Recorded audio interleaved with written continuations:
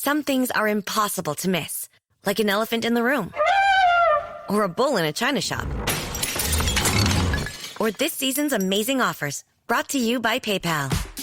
Discover offers from hundreds of brands like Viator, Allbirds, and Tory Burch right in the PayPal app. Save an offer before you check out with PayPal and earn unlimited rewards. Download the PayPal app to get started. Terms and exclusions apply. See paypal.com/rewards terms. You said this place was steps from the water. We just haven't found the steps yet. How much did we save? Enough. Enough to get lost? Or you could book a stay with Hilton. Welcome to your oceanfront room, just steps from the water. The Hilton sale is on now. Book on Hilton.com or the Hilton app and save up to 20% to get the stay you expected. When you want savings, not surprises, it matters where you stay. Hilton, for the stay. And we're back with me, Johnny McMurray, on the On the Spot Football Podcast for yet another fantastic guest. Today's guest, an absolute legend. He's won the Scottish Premiership, he's played in England, he's playing at the minute in Ballymena, and he's here on the spot, Mr. Dylan McGeouch. Is it McGeouch? McGeouch, aye. You got it right? Aye, you got it right, to be fair. It's one of the best I've heard. Thanks. I've had some... Do you know what I missed doing some the bells. practice? Is it? Like, I was trying to watch, I was like, I can't get this wrong, man. Mate, see the amount of people, like, at clubs and that I've had when I first signed, Yeah. who come up and be like, right, how do you say your name? Because we need to pronounce McGeouch. it. I used to think it was like McGeouch. I've had McGeouch, McGooch, like, I've had... and the, honestly, like, I've had everything, mate. It's hilarious. But, aye, that was decent, mate. Nice, thanks. Thank you so much for doing this, mate. No, it was good, mate. No pleasure. As I said, I'm here. Do you know what I mean? I'm over playing, so it's good. I'm doing all right. I'm enjoying it.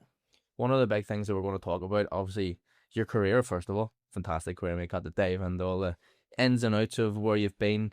A few controversial things may come up here. Celtic and Rangers, but we'll get that at the end. You know what I mean, man? Most of the people will be wanting to know certain things, but mate, the best thing about it at the minute is the podcast. I do this one. You're doing your one with, just to make sure I get it right, Chris Lunston? Yeah, Lunston, yeah.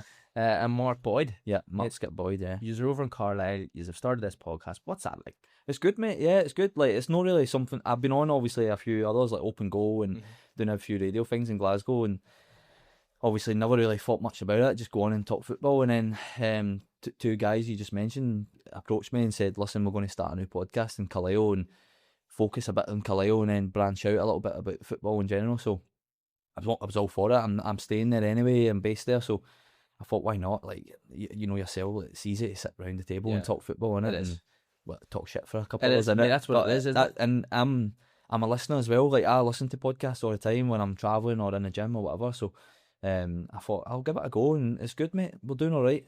The boys are doing well, and I think we've eased up a wee bit the first couple of weeks. Obviously, you're trying to find your feet, and I like. What's your niche? We obviously know each other, but not like best mates. Yeah. Do you know what I mean? Like, so we're just kind of finding that route as well, and it's worked well, and I think we're getting good feedback as well from the listeners. See, mate, what I love about it is it allows people to listen to like your own personal experiences. Yeah. So like whenever you're talking about certain things and then you go off, like you've done a bit about your mum.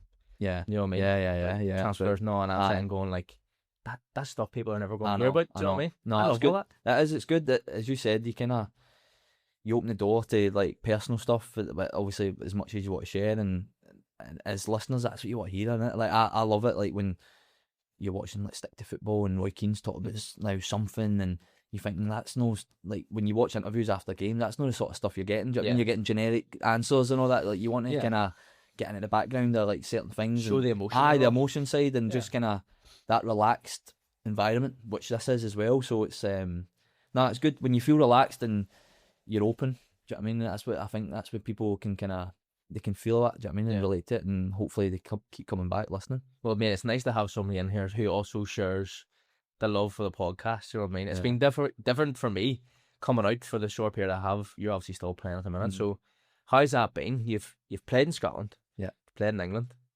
You're now playing in Northern Ireland. You're at Ballymena last sort of 6-8 months. Yeah. How different is it being part time now? Like, you've had a career which is completely full time for years. Yeah, it has been different. Don't get me wrong, like the games and stuff like that, like it's just football, do you know what I mean? But the having to keep yourself topped up and all that kind of stuff has been a wee bit like getting used to it, do you know what I mean, after the first few weeks, because obviously I've been privileged enough to be full time, my full career, and you turn up, you get breakfast, and you train, and you go home. Do you know what I mean? All that kind of stuff. So now I'm having to, on my spare time, I'm having to go to the gym and make sure I'm topping myself up, and because I'm coming over like at the end of the week because I'm still based in Carlisle. Yeah. So that was the kind of arrangement of coming over and being part time. I was coming over at the end of the week, train Thursdays, stay over the weekend, play game Saturday, and go home. So start of the week, kind of keep myself ticking over in the gym or outside, and just, cause you know yourself, you're used to that, and physically you want to be ready. Do you know what I mean? And I'm not training as much as I used to, so you're conscious of, am I doing too little? Am I not doing enough? All that kind of stuff. So, but thankfully it's been good, and a lot of times I've not really had to train myself because it might touch on a bit our pitch at the moment. We've had a few games that have been called off over like Christmas period. So we had a few months there where we were Tuesday, Saturday. Yeah. So I was basically just playing games, recovering. So I've not missed out a lot of training and got a decent amount of games. Yeah, which has been good. It's been good. Whenever we talk about levels, how different is this league compared to leagues you've played in previous? Because one of the big talking points for us is like how different are we, like the jump. If boys get the move, some people have been quite successful moving across. And now at the minute, because maybe they're a wee bit more mature, maybe a bit more older, maybe. Had a bit longer time in the league. But is there much of a difference bar the full time aspect? I think it's a kind of yes and no answer, to be honest. Like, I think depends what levels we're talking, and certain leagues. Obviously, there's a couple of teams. Like for instance, Carlisle now in a National League. Mm-hmm. I've watched some of the games which we cover in the podcast. So there's a couple of teams near the top, like Rochdale, York, who are flying, who are like really good. And you think, oh, National League, maybe not a good league, but these sort of teams are like really good teams, play good football, and will put a lot of money behind it. And then there's a couple of a lot of teams in that league at the bottom where you're like, and some of them are part time as well. So you're thinking like, if we put like one of the teams here into that league, where would they be? So, I've been impressed with the standard, to be honest. Like, I'm not saying like it's got a bad name, but I just mean probably doesn't get enough credit, like the actual quality over here. And I've enjoyed it. I think naturally, with Irish leagues, and you're naturally going to get the hard working and now win your battles and all that kind of all the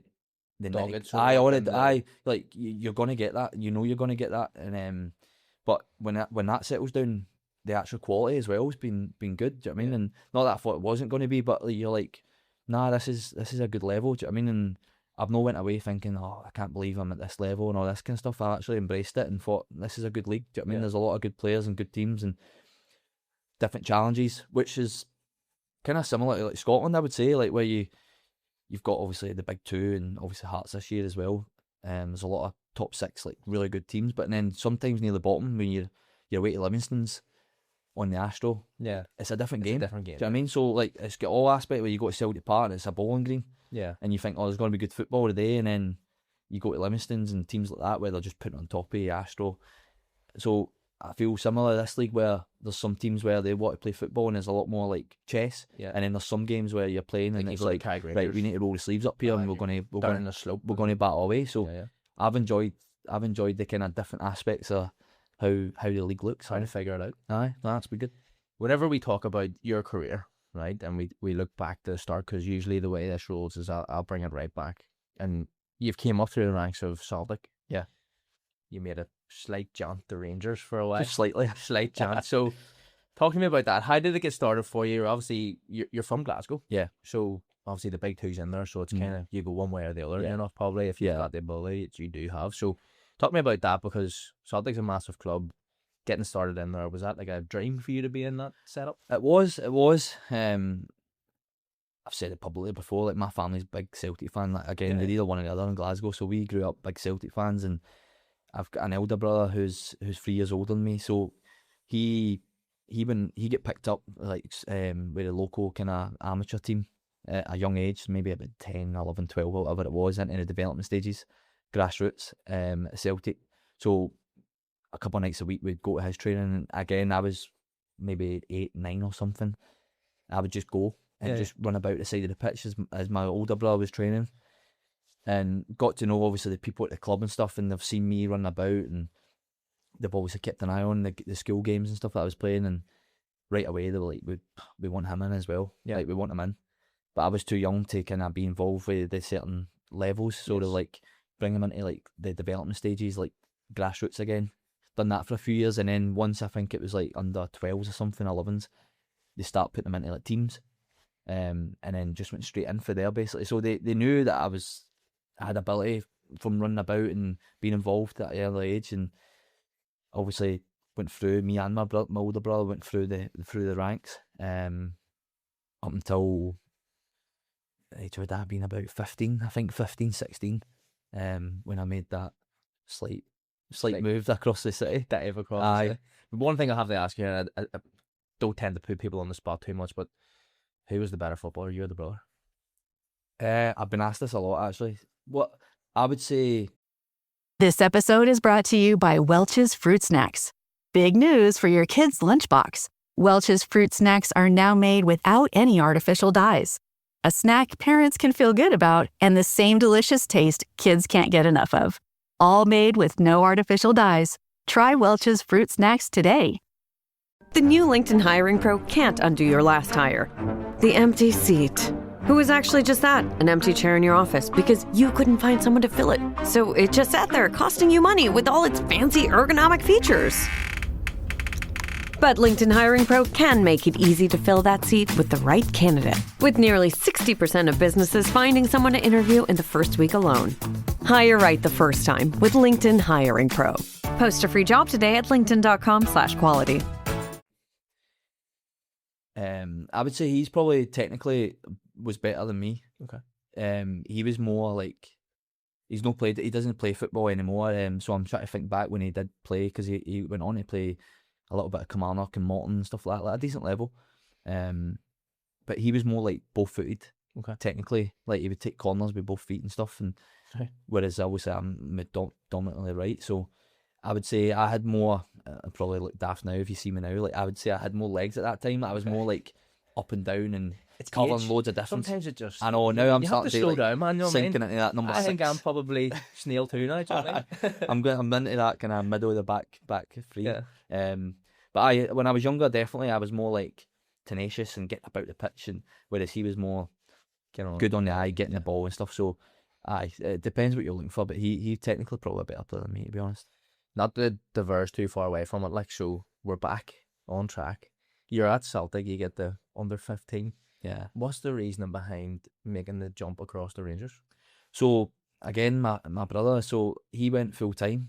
And he had a tough spell. He didn't enjoy it, and he had a few run-ins with the manager at the time, and he'd come home every day, and he really didn't enjoy it. And it was different times, like probably apprenticeships and all that kind of stuff was like probably hard on young boys and at the time. Do you know what I mean? Like the managers and the coaches and the players. So he didn't really enjoy it much.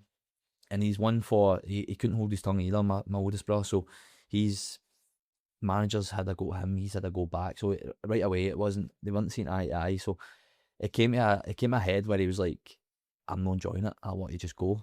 So they were like, right, okay, like we're happy to let you go, kind of thing.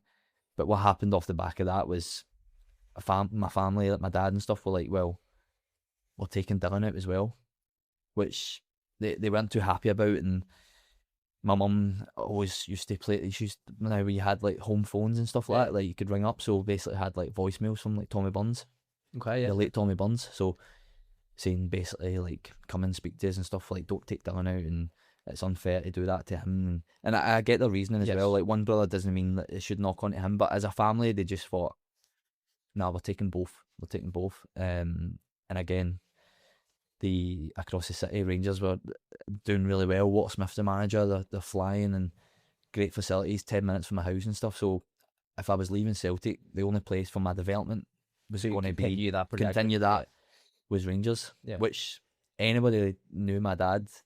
If you said that we would leave Celtic to go to Rangers, No chance. You think of him making up. It must have been a hard decision for him. It must have been, aye. He must have the family or even people around the area It must have going been. like, "What are you doing?" Aye. You're getting It kids was and like, it must have been, but he knew that for my development that it was the best thing for him. Do you know what I mean? And it's funny because I remember, like, obviously at that age you take home your kit and stuff and you wash it and that, and I remember a few times he said to my mum, he's like, "Don't be putting that out the washing line, the training kit out the back." So he would. Yeah, he still had it. Aye, he still had like, that wee. I He's still like, don't like it, although I know that's good for your development, that I'm Don't not let me going see that it. far. Yeah. He's like, "Don't let the neighbours see that in my garden," because everybody would be like, obviously giving them pelters. Do you know what I mean? Like, "Oh, your boys at Rangers and stuff." But again, unselfishly, he knew that it was. It was a great. That's place. a proper parent, isn't it? Aye. Like, it was putting kids' development. Yeah. and what's best thing for your children ahead of what you believe. Because you hear now, like, obviously, you grow up a bit and you've got certain friends who've got kids and that, and they're like, "I would never let my kid go to Rangers. I would never let him go to Celtic." So and you're like, isn't it? as somebody who's no, like, if that put in front of you, do you know what I mean? If you're at some or something in Rangers and that come in and you've just been Jump out of a heartbeat. I'd be the same. you can't think like that. And it turned out, actually, see my time, I absolutely loved my time at Rangers. Yeah. I was there for I went full time there and stuff, maybe 4 years or something, I can't remember, but about 4 years. I loved it. Yeah. Absolutely loved it. Like, they were amazing with me. Couldn't speak higher enough of the people there, like your Ian Durant's, Alan McCoy's, Walter Smith, Kenny McDowell's, like, they were all at the head at the time. And then obviously the youth system, like, honestly, it was like we were winning things and had good teams. Yeah. We had a bit of banter about, obviously, me being Celtic fan, and now if Celtic slipped up at the weekend, they'd be like, "Oh, how'd you, your team get beaten?" All that. Aye, it's like, Celtic beat Rangers. Aye, whatever. And I'd be like, Then. "What are you smiling for?" And all that. Like, all, like, we had that laugh. But see when I was playing and training and stuff like that, I was all in. Yeah, I was all in, and I was fortunate enough to get to, like, 17, and then trained with the first team a couple of times. Now, if they needed a spare man, like the day after a game, I'd get called round to train and stuff like that. So you'd obviously I was like a way there where people knew, like, he's knocking on the door. Like. That's the thing where I knew I was on track to hopefully, like, your John Flex and that was just a wee bit older than me, and they were getting exposure and getting on and stuff. So I was like, I'm not too far away in the way they were treating me, and they spoke about me. I absolutely loved my time there. Loved it. See, when you talk about, like, the hierarchy, so, like, so your Walters, Ali McCoy, like, Ali McCoy is somebody who I love. He's you a legend. can't dislike Ali McCoy. No, and both sides of the city as well. Like, mate, I think he's a legend. People, like, there'll be a lot of Celtic fans out there, but, like, do you know what? Like, take away, like, the Rangers, he's good. Yeah. Do you know what I mean? He's a good guy and he's always respectful. Yeah. Both sides. What he offers. I mean, he's a Rangers man, but he's respectful. Media is massive now, and we've obviously entered into that, but he's one of the best commentators, co-commentators. Anybody speaking in media, you're like, you listen to him, You you're can like, listen, and he can tell a good story. he's a smart His man. knowledge as well, like, who he's been around. I mean, like, the era he grew up in, like, and playing in, it's like your Gazzers and, as you said, all the Walter Smith stories and that, like, amazing stuff. Yeah. Amazing. So whenever it comes time where you're potentially about to maybe make that jump the first time, you're ready to go. Yeah. As you've touched on there, you've trained a couple of times, handful of times, maybe a bit more. Yeah. You go back.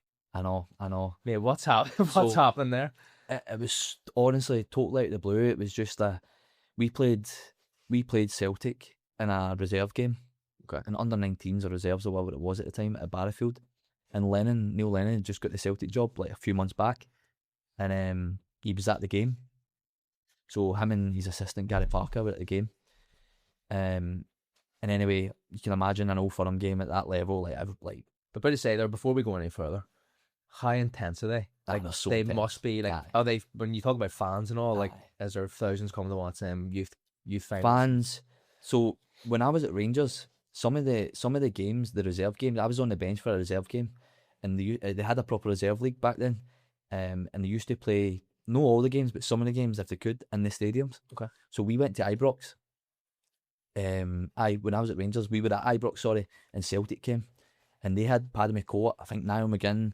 There was a few boys that were playing, first team boys that hadn't played a lot of games, who had played in the reserve games, and I think there was like 10, 15,000 there. They opened up the bottom tier, Yeah, that's and they sold tickets to come in and watch it. It was like unbelievable, And I always thought, like, if people ask, like, what can I do with the youth and that, I'm like, the reserve league for me was Massive. huge. I even think that over here, I know that's probably not even close to probably what it was like in Scotland, but having, like, prime first teamers dropping down, having, like, more of a physical league. More, it's like it It's adapts more, a it's player more better. like relevant to like the men's game. It Do you know what I gets mean? you primed and ready for it. Because now they're going from like playing youth football and they're playing against 16, 17-year-olds. And then And it's just like a game of chess and stuff. And then next minute, the manager's putting them on the bench and bringing them on, and it's a proper game against guys that have played 500-600 games. And it's like, oh, the big jump. Yeah. Because there was a time when Celtic had, I think Paul Lambert was come back for an injury, who'd won the Champions League.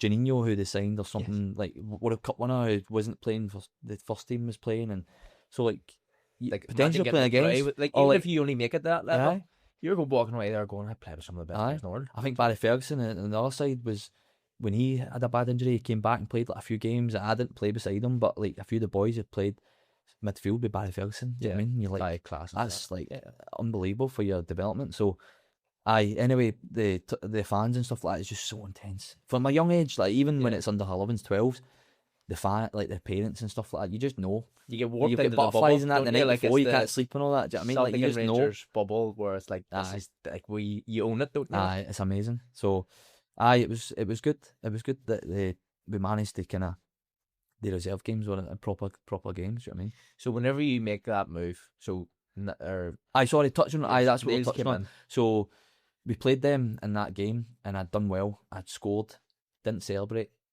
right? Right, okay. Because I wasn't known for like scoring a lot of goals. I didn't like thinking of celebrations. So anyway, scored, done well, jumping into tackles, a bit of everything, and then didn't really celebrate. Just kind of like Brushed turned it around off, and everybody's jumping on you, all that kind of stuff.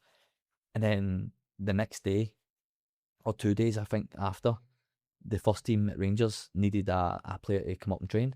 So on the back of that, they're like, right, Dylan, you have to go round. So go round, buzzing. And then we're doing the warm-up, and Walter Smith and that are all standing in the background. He didn't really get involved too much. Like, he let McCoist and Kenneth McDowell and that run the training sessions, and he would just kind of stand at the back and chat away. And then during the thing, they shouted me over. Oh, shit. So I'm over. The four of them are standing and like, I heard you done well the other day and that. I was like, I done well, and I was all right. And they're like, no, you done well. We watched it and this and that. And like, why'd you not celebrate? I was like, Talk about and then like, because it was like quite serious. Do you know what I mean? Like, why'd you not celebrate? And I was like, and then they kind of like started laughing and stuff. So I knew it was like light-hearted. And I was like, oh, come on, like you know that, you know why and all that. And they're like, next time you score against them, you better celebrate, like laughing and stuff. Yeah. I was like, oh no, whoa. So like, that was like, It's kind of like a joke with Jack. it was, make sure you do it, but it's okay. but they pulled me up on it. Do you know what I mean? And I think they liked my honesty as well, that they knew I was a Celtic fan. Do you know what I mean? And they knew that, well, when we watch him, he's all in. Do you know what I mean? He's a Rangers fan when he's playing. Yeah. So, and he wants to beat them even more so. Do you know what I mean? Like, because I used to play with all the boys, like probably like Cal McGregor's at the time, like my age. So like, I grew up with them and then went across, and now I'm playing against them. So even That more so, I'm rivalry's like, I want to beat still them. there, Do you know what I mean? I want to show them that I made over. the right decision. So, that's there's wee funny things. Do you know what I mean about that? So, off the back of that game, I think Gary Parker was like one of the biggest like influences of being like, we need to go try sign that boy. Okay. So it turned out that I was into like my last 6 months of my deal, which we didn't really know. Like, I was doing well, so nobody really, we weren't desperate to be like, oh, we better tie him down. We kind of knew that there was going to be conversations about staying on.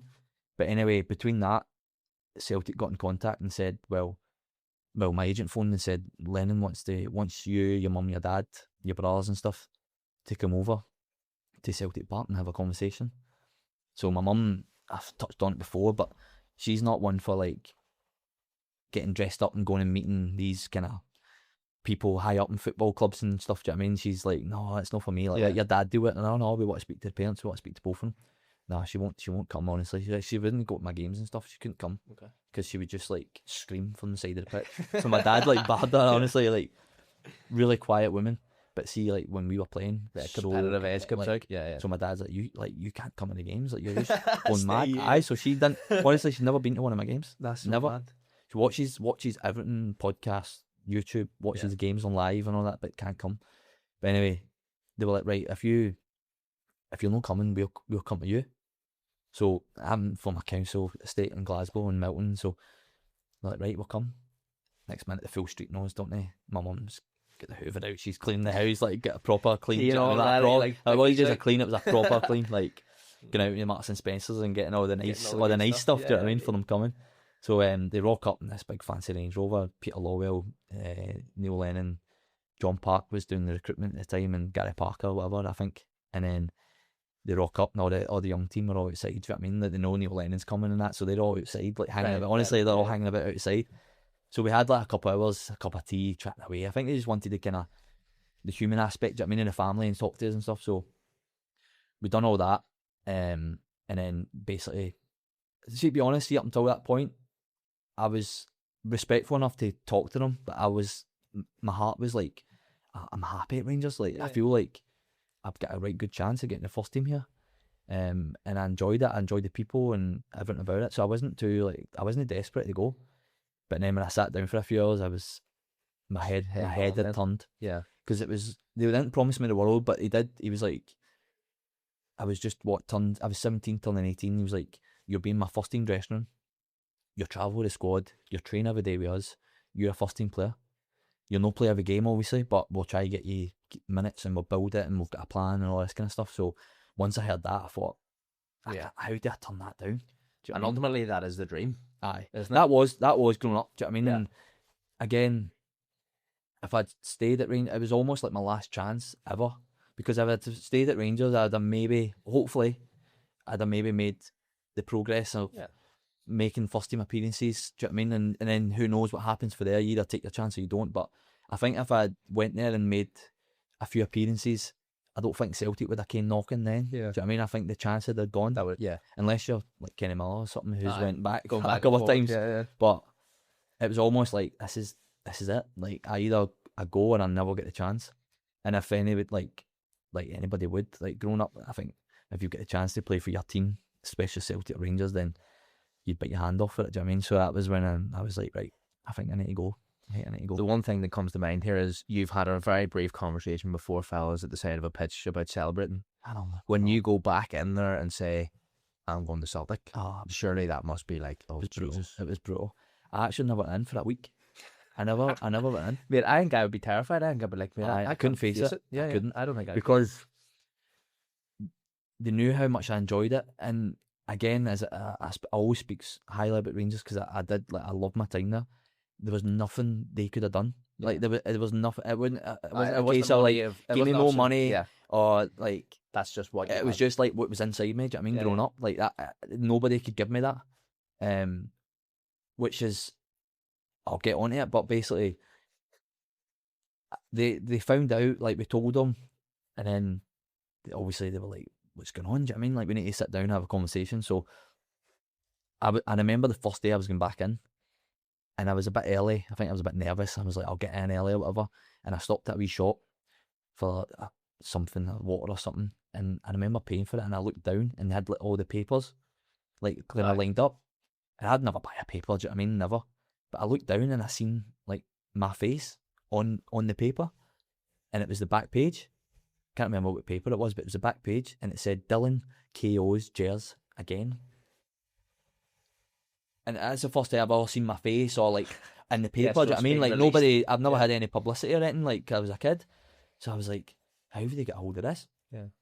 So I bought it in the car, phoned my mum and dad, and I was like, I can't go in there. Like this is just blew up. Yeah. So I just come home. We'll deal with it. So anyway, I stayed maybe not a week, but like 4 or 5 days, whatever. And I never went in. Did you have any sort of conversation with them over this period? I think my mum and dad had, and my agent and stuff were probably dealing with. I was like, I can't use me to deal with this. I can't. But anyway, eventually I go in, and I thought it was a total opposite for what I thought it was going to be. I thought it was going to be like I'm going to get shamed, sent to the youth team. Like you're now what have you done? But basically went in, and they were like, somebody came and chapped the door of the changing room and went, oh, like the boss wants you, and I was like, straight into the youth team. Now like I think who was it? Cream Holland, I think, or something at the time. Go see him, because that was like the youth team. Do you know what I mean? Like the manager. So he was like, oh no. He's like, the boss. I was like, no, surely not. Like Walter Smith. So I'm like, no, it can't be. So anyway, hard pumping. So Murray Park is like the youth team set up, and then the first team, and it's like a big corridor you need to go through and whatever, the gym. So I'm walking along, I'm thinking, oh no, what's going on here? chat at the door, obviously, and wait to be called in. Come in. So I go in. Walter, McCoist, Ian Durant, Kenny McDowell, 4 of them sitting round a table like this. We single chair, just sit you down. Come on, me man, sit down. My heart's in my mouth. Yeah. Do you know what I mean? I'm like, oh no, what's going on here? And again, total opposite of what I thought. Like, how's things? How are you? How are you feeling? Like, can it be a good time for you and all that? How are you feeling? All this kind of stuff. I'm like, all right, what's the deal? So I told him, like, listen, this is probably my last chance to go, all this kind of stuff. And they were like, totally get it. Like, we're all Rangers men sitting here. Yeah. Like, if the shoe was in our foot, we would do it. Yeah. We'd do the exact same. But what we'll all say is, you'll have a chance to play here. Like, eventually, we can't promise you the world, but like, same steps. I mean, like, we this is what we see for you. If you, like, it was nothing to do financially. Obviously, we knew that. So it was like, if you want to stay here and you enjoy it, we'll make it happen. Mm-hmm. So just to let you know that it's not done. Do you know what I mean? Like, you've signed like a pre-contract, like, but we can get you out it if you want to stay. But we totally understand. And from there, like, and that's how I'm so respectful of that. Like, Yes. He could have easily just been like, Well, if they had went the opposite way, they knew that there was physically no chance. aye, If they went, you've you betrayed us, hammered you've you. done this. Aye. I've made the right decision. Aye, I'll come back. aye. Do you know what I mean? And I think they seen the aspect of, do you know what? See if it was us as a young 17-year-old, Yeah. 18-year-old, and You- we were to get a we chance spoke to about come it. here. Yeah, we spoke about it earlier, like the humanity side of Aye. things. Like, they would know that if it's their dreams always to be at Rangers and they Aye. went Celtic. Have you said to Alan McCoist or Ian Durant or Yeah. something, that a young, like, 17, 18-year-old, like, first team, Walter's going to come sign you at 18 and you're going to be involved with they're first team? going and they'll have it. Where do I sign? Do you know what I mean? So, aye, that was kind of end of that chapter, but it was amazing how they dealt with it, with Yeah. her. And I was young enough that I never got much scrutiny. Do you know what I mean? It sounds a lot worse probably on paper when you look at me jumping, Yeah. but I was young enough that it kind of went under the radar a little bit. Do you know what I Yeah. mean? A little bit. The good thing is now that it has happened. You're back where you've ultimately always wanted to. Your dad's probably got the kit hanging on the line. He's You know got what his I mean? He's Celtic out the tops back. back out. He's like, don't worry about them. I've got a new one. My mum was buzzing. My mum's Do you thinking, know? I can dry my clothes outside now. Do you know what I mean? She's been trying to use one radiator in the living room for Mate, years. Unreal. But talk to me about that then, because obviously, boyhood dream, Celtic's one of the biggest clubs in the world. Same as Rangers, Yeah, same as huge. Liverpool and all these other people. Like, but when you go into that sort of first team dressing room, who you talking about? Who's there? Who's your captain? Who's your forwards? And how well do you fit in? It was surreal, like, to be honest, because again, I'm watching every game. Do you know what I mean? Like, me and my family are watching every single game. When I was a Celtic player, the youth team, we used to do the ball boys. I think they still do that now with the youth teams, like, really young. So I was like a ball boy from like Hendrik Larsson days, all them. Do you know what I mean? Like, The good days. aye, The Bobo like Marleys proper and- days. Do you know what I yeah. mean? So like Neil Lennon was the captain when I was at the games. Now he's my manager. And then, so fast forward years later, I'm watching every game. Scott Brown is like the man. Do you know what I mean? He's the captain. He's a top man. And now I'm walking into Leonardstown, and Bruni, and anybody that listens has ever met Bruni, he's like top guy. Like hardest guy I've played against and with. But like, see, off the pitch, one of the nicest guys ever. Yeah. Like, bubbly, so welcoming. Like, honestly, amazing Proper guy, captain. proper guy. Yeah. So right away, I'm like, Scott Brown. Do you know what I mean? I'm a wee bit starstruck. And he's what's happening, wee man? I've heard all about you, all this kind of stuff. Like, come on, up the stairs, show you about it. And then you're George Samaras, you're Joe Ledley's, Gary Hooper's and all that. Do you know what I mean? Like, all these boys that I'm watching week in, week out. And then a couple of months later, I'm in that sitting with a dressing room, like Charlie McGrew's and that, like chatting away.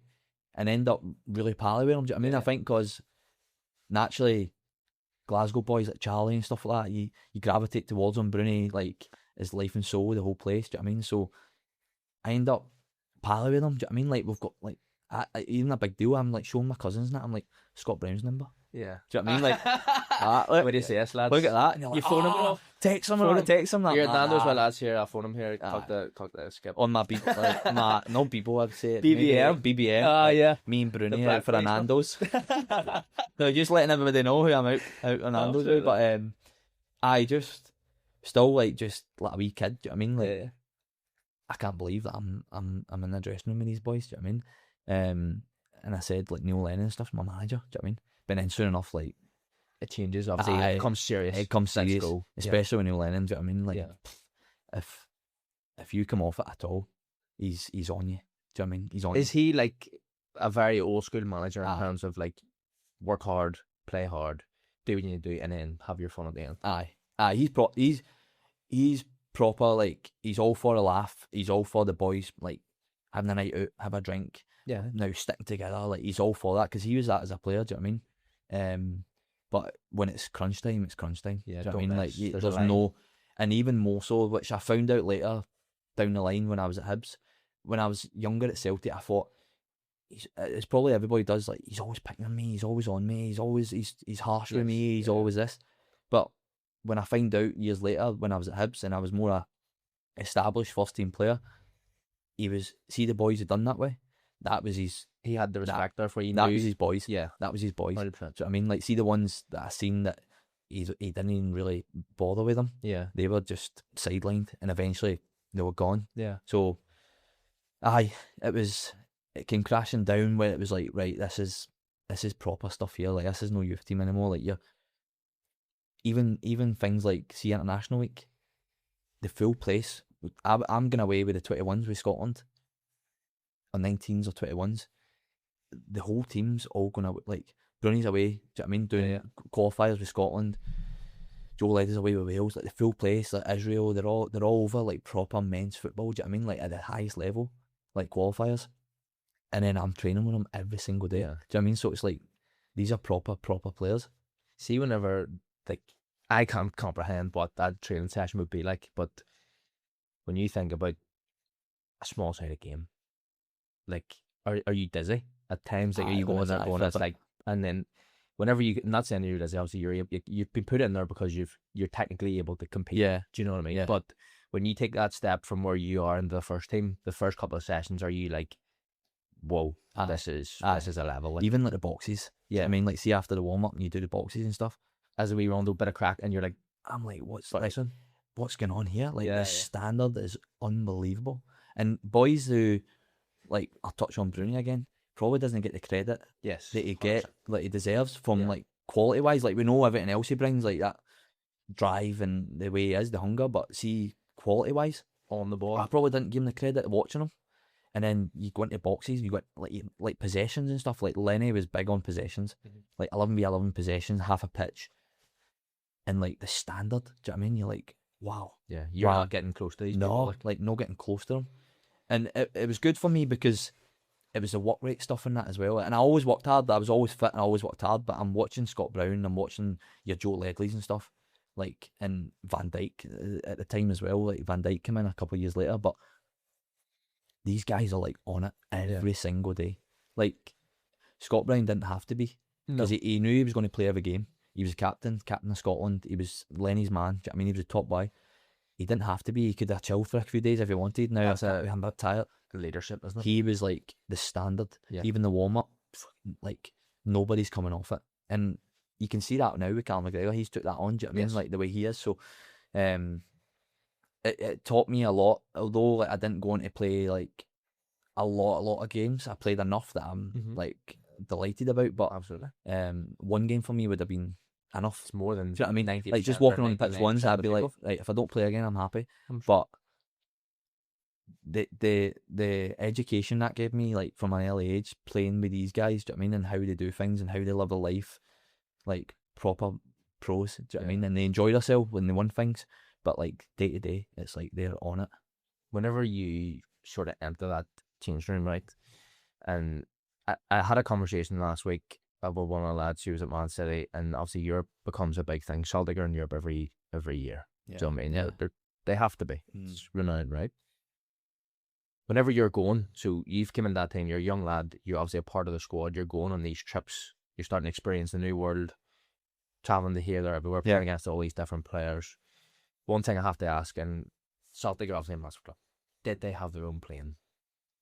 No, we never. I need to find somebody who's been No. somewhere and had like the recliners and everything. Don't get me wrong, we did a few times, like, the charter planes. Yes, Do you know what I mean? So you can say, well, that's their own plane Yeah. to certain points, but there was a few games where I think we played Spartak Moscow, Champions League, and we got, whose was it?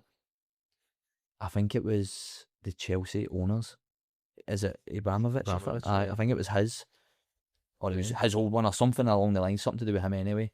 We got his, and it was like proper like sofa, like it was like 2 sofas. Right, okay. And it was like, This is what I'm on about. I don't know why this really excites me, but because you see, like, when you see like Liverpool going away pre-season and they get on, there's 2 seats, they're leather reclined chairs. There's boys running around. I'm sitting going, it was like one of them. Yeah, It was like one of them. Unreal. So I'm like a young kid. This is. I'm never going to ask this question again. on my Blackberry at the time. Do you know what I mean? Like, taking pictures of everybody. I just pasting everybody pictures and that. But that was like, there was a few occasions where we played like the big dogs Champions League and stuff, where we played, I think, Kazakhstan and that, and it had that bed in it as well. Right. I think who got the bed in the recovery? I can't, probably Bruni or something. Like now the captain was like, I'm taking the bed. But big sofas, when they're serving your food, it was like on proper plates. Right.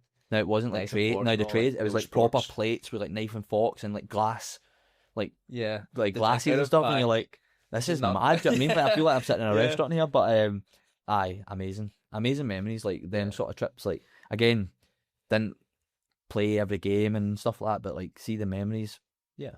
We played Juventus in the last 16 of Champions League. Yes. Do you know what I mean? So like, we travel over a few days before, the night before we train on the pitch, small sidies and that. So that was my chance on the pitch. Do you know what I mean? Like, I'm training on the pitch, walking about, playing against these top. And when you're talking about this, you're talking about 30, 40,000 people. Same as, like, obviously, Celtic Park most weeks is filled by amazing. You know, we can fill it out every week, but when you're going away to these giants, European giants, it must be incredible. It's tremendous. And we're playing against like Pirlo and stuff like that. Do you know what I mean? So I'm sitting there on the side watching and Pirlo and Buffon and whoever else it was, but amazing like memories. Like even Kazakhstan and stuff, like the noise of like the fans. They had these wee. It looked like a fan kind of thing, but it was like they rattle them together. See them, they shake it and see the noise. Like every time we get the ball, the noise just elevates. Like, wow, man! Like I've never heard that before. Like usually, obviously, maybe a boo or two or a whistle, but it's like this noise, and we got a bad result over there. Like it was quite poor, but just experience of going into different environments, European teams and that. Do you know what I mean? And going and seeing these big stadiums. Yeah, amazing. One of the things I've started doing over the last number of weeks is trying to collect jerseys. Right. And one thing I have to ask is, you've been away to most of these giant clubs. Your jersey collection, would you have been in there at the time? Would it have been something you'd be like, nah, I don't want it, I'm fine? Like, see, now I wish I was a wee bit more selfish. Yes. Because, again, what I said, I never played a lot of the games. I was there, I was involved on the bench, well, I never played a lot. So I always thought, I don't deserve to run on the pitch at the end and grab a shot, especially like some of the, as I mentioned, like Juventus. Do you imagine I'm at the side of the pitch or whatever, and the game goes and I'm running over and trying to get his Pirlo's top? Like, looking at yourself, it's not right. Going, I can't do that. And I knew that I would never done it anyway, but I knew like what I would have done to the like. Why is he? Probably wouldn't have allowed it anyway. Brownie, that would have took it off me. But Wanyama, Joe Ledley, Kyle, Scott Brown, like they all playing. Do you know what I mean? And Charles Mulgrew and stuff, they're playing directly against these boys. They deserve it. Yeah. Do you know what I mean? So I just took the experience for what it was. Do you know what I mean? That I was part of it. But I never really collected them sort of big games. Do you know what I mean? I've not got like some big hitters. I missed out on one, so. Wishing you could be there live for the big game, soaking up the atmosphere of the crowd. But too often, life gets busy, or the price holds you back. Priceline is here to help you make it happen. With millions of deals on flights, hotels, and rental cars, you can go see the game live. Don't just dream about the trip, book it with Priceline. Download the Priceline app or visit Priceline.com. Actual prices may vary. Limited time offer. You tell yourself, no one wants your college-era band tees. But on Depop, people are searching for exactly what you've got. You once paid a small fortune for them at merch stands. Now, a teenager who calls them vintage will offer that same small fortune back. Sell them easily on Depop. Just snap a few photos and we'll take care of the rest. Who knew your questionable music taste would be a money-making machine? Your style can make you cash. Start selling on Depop, where taste recognizes taste. We played Real Madrid in a friendly.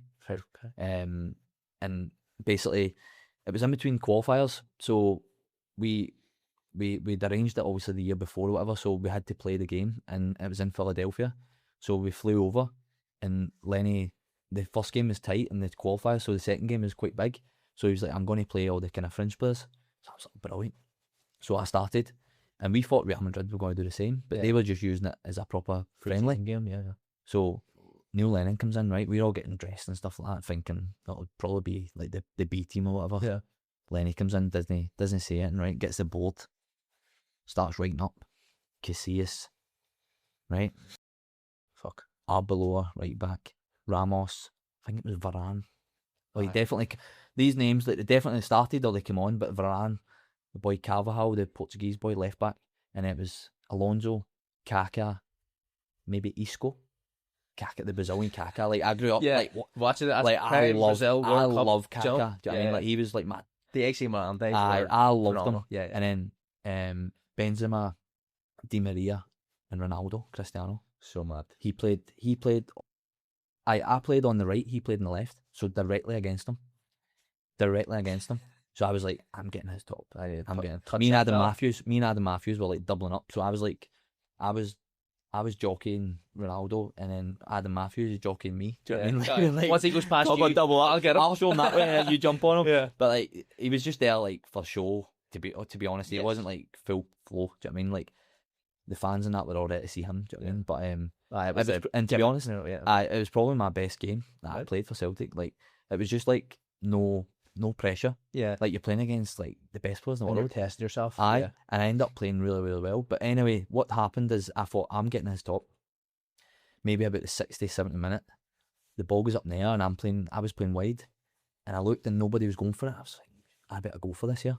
So I came across the way and I've tried to like flick it on. And as I've done that, the boy, what's his name again? Can't remember, I've lost it. But basically the centre half came through and won the ball, but his shoulders like hit me in midair. Oh, right. Basically knocked me clean out midair, broke my jaw. So I'm lying on the ground. It's horrific. Like, there's videos on YouTube somewhere. Like, I'll definitely get that. I need to watch it. Get it up, but it's like it's brutal. Like, so I'm out cold, and then they all run over, try to grab my tongue and stuff, and it was a bit of a mess. Yeah. But anyway, I woke up in the hospital. Didn't know what day it was or nothing, and didn't get his top. Didn't get Ronaldo's top. That's the first thing you thought of. Like, who has it? I found out. So there was two. Adam Matthews got it, and then see spell one. I was fuming with this. See, he's not there anymore. Joe, the kit man. I turned out like months later. We found out that he took the spell one. The kit man. Like the away one. He was a young. Well, he wasn't the kit man. John Clark was a kit man. Like, yes, he was maybe an assistant or helping out. He was like a young assistant who was helping out. Blah blah. But it turns out he got the spell one. I was fuming.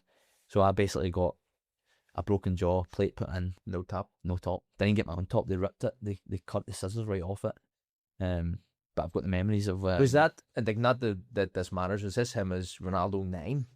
Or was he 7 at the head? This was across the 7? Because remember at the start he went in as 9 and it was like, this is weird for him and all, and there was big talking points, he has to get number 7. He was, what number would he have been? I think he was 7. Yeah. I think he was 7. He was playing it wide. And he was like tricks. Yeah. Do you know what I mean? He wasn't like, he wasn't like, I'm not touching the ball, I'm just going to put the ball in the back of the net. He was more like, get the ball, couple of step overs and showing off, and the place erupted. The place, every time you get the ball, the place erupted, and they're like, they're flashing. Can you imagine in America? Do you know what I mean? In Real Madrid, they're coming. Celtic big as well, obviously. So we had a big following, but it was just like, Mourinho was the manager. Yeah. I remember standing in the tunnel and we're lined up, and he came through and he's patting everybody in the back. Do you know what I mean? And I'm like, at the back, that's Mourinho. Yeah. Do you know what I mean? Mourinho. And you'd be buzzing too. You're like, looking at kind of starstruck at you. I'm playing Celtic, which is massive, but you're like, I'm looking across from me, and like Ronaldo's standing. Do you know what I mean? Like all white kit, immaculate. Yeah. Absolute unit. Like, he's like the perfect, like, whenever, like, well, do you know when you play against somebody?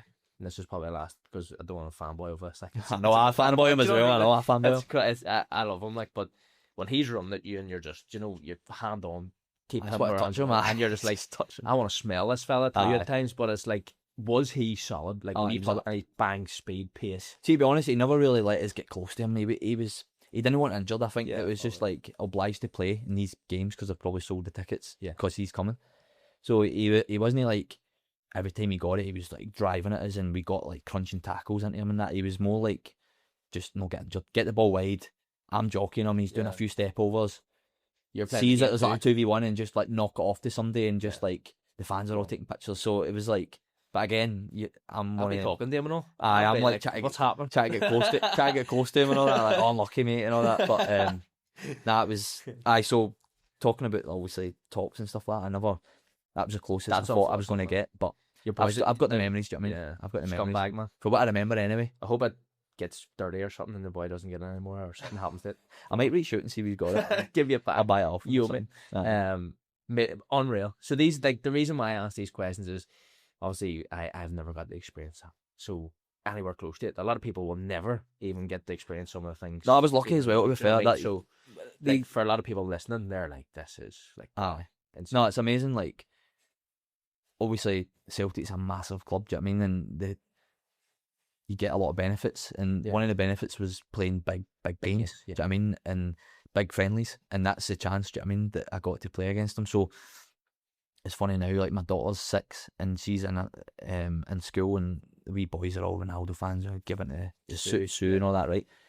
And one of the dads, I told the story, they're like, Dylan's played against Ronaldo, and they're like looking at me like, dead on, mate, who this guy is, like running about changing dirty nappies, like, and, like, do you know what I mean? Like, who this guy? This is real life. I was like, oh, back in my day, do you know what I mean? Like, I feel like I'm a proper dinosaur, but and then my daughter's kind of on it a wee bit, do you know what I mean? She's like, she knows who Ronaldo is through them, and Daddy, remember you played against Ronaldo or whatever, all that kind of stuff, do you know what I mean? Like, kind of like try to show off a wee bit, do you know what I mean? And I'm like, oh yeah, Avian, I'll show you it later, like a video or something, like to show a picture or something like that. She's like, that's so cool and all that. So it's nice. It's moments like that, do you know what I mean? Now that it's went full circle, that my kids are kind of looking at it and going, oh, that's cool. Yeah, do you know what I mean? It's cool.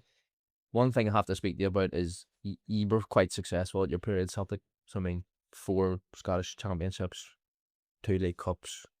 What's that like, winning the league for Celtic? Obviously, you get to experience it a couple of times, but yeah, I mean, the parades, the parties, probably the enjoyment's going out, team bonding sessions going away. Like, that must be phenomenal, especially for a kid who wants to play for Celtic. Amazing. Because I said earlier, obviously, I grew up watching all the games, and every year that Celtic, well, obviously it was in the balance because Rangers were really strong at the time, Walter Smith's team, do you know what I mean? So growing up, it was like Celtic or Rangers or whatever, but there used to be a parade in Celtic, do you know what I mean? Like in Glasgow, sorry. And me and my dad and my brothers and that used to go, like a street party when Celtic had won the league. So there's pictures of me, like, it's like 6, 7, 8, like coming right through, like at these street parties. Do you know what I mean? Like, my dad's obviously on the drink, and we're all jumping about, and the bus comes and all that. So things like that, do you know what I mean? And then now I'm kind of in the inner circle, do you know what I mean? Like, so when we win the league, we're organising like a team night out or an event that night when we get the trophy, like, presentation. Yeah.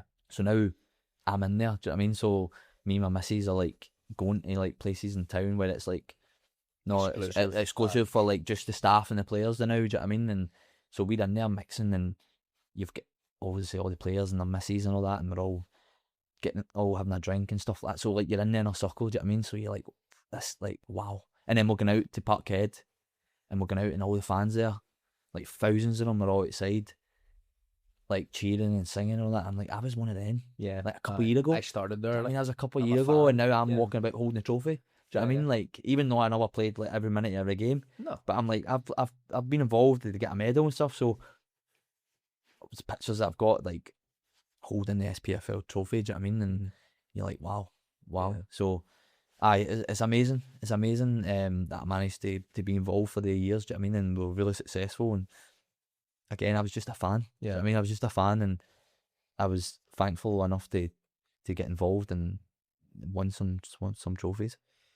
Not that it's coming to the end of this, but there's a couple of things I want to touch on, and it is so competitive over there. So obviously Celtic and Rangers, religion, you know what that's like, and you're heavily involved in the media because you're playing at one of the biggest clubs. Yeah. Scrutiny comes from both sides. Mm-hmm. Obviously, if Celtic lose a game, fans are, what's going on? Yeah. But for you being in the public eye, being out in the public, what's that like for somebody who's like 60,000 people every weekend's watching you play football from both sides?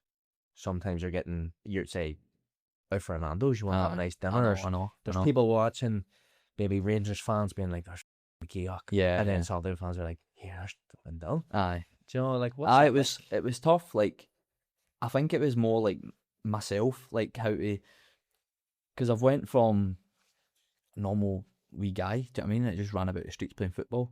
And I'm not saying that I've turned into a Scott Brown or like a Ronaldo like status, like a celebrity stuff, but I went from that to some people recognising, do you know what I mean? And it takes a wee bit of kind of getting used to it, because you're like, what? I don't know what that's about. Do you know what I mean? Like, I don't feel it. Do you know what I mean? I don't feel. I'm just. But and don't get me wrong. Like, everybody's been pleasant. Like, I didn't have any problems really. I grew up in Glasgow and I knew a lot of people and stuff. So I wasn't a bad lad either. Do you know what I mean? So a lot of people kind of respected the way I spoke about Rangers when I left to this day still. So that's still. I think people go, do you know what? If I was in his shoes, I'd do the same thing. So I never really get any bad situations, but it was more like pinchy moments when people come and ask for pictures and that. Do you know what I mean? I never really took it as a negative. I think inside I was a bit like getting used to like that. I don't feel it now. Maybe a wee bit of imposter syndrome. Do you know what I mean? Like I don't feel like I'm a big deal, but people ask for pictures because they see it's if you're like a big deal. Do you know what I mean? So like that was a wee bit kind of when you're out, you're trying to. You kind of just like relax and be yourself. Do you know what I mean? Sometimes, especially early on, you kind of feel like you're kind of like not a robot, but you're trying to, you know, if somebody's recognise you, you're kind of like right, you recognise me here. Do you know what I mean? And whatever. So, but again, it's more positive than any negatives. To be honest, that's such a good. When you're out, when you're out, like, and I've got a younger brother who's like 10, 11 years younger than me, and when I used to take him out and we'd go for something to eat and stuff, when I was involved at Celtic and stuff, and people are asking for pictures and stuff. You know what I mean? And you can see him like buzzing. Yeah, do you know what I mean? Like that's my brother kind of thing. Do you know what I mean? Like must be such a nice. That was a nice feeling to be like, he's proud and he appreciates me kind of thing. Do you know what I mean? And what I'm doing and again, it was a lot of positive stuff, but it's probably just me taking a wee bit of time and getting used to like people asking for pictures or autographs and that, thinking why are they wanting me? Yeah, you know what I mean, like I'm not like top boy, you know what I mean? But it was amazing. Whenever you're coming to the end of your time at Celtic, I take it you never probably wanted to leave, but when that does come, is that disheartening for you, or are you getting to a stage where you want to play more regularly, you want to maybe experience new things, and it's like, do you know what, maybe I want to move on and try something new?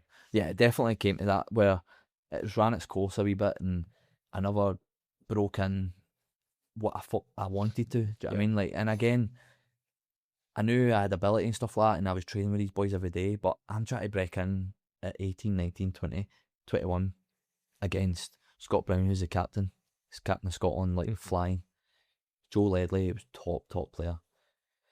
Beram Kayal, Victor Wanyama, Ki Sung Young, probably a couple others in there that I've not even mentioned. Like top players. Do you know what I mean? So a young kid coming in and the expectations up there every week. Do you know what I mean? To be Champions League and competing.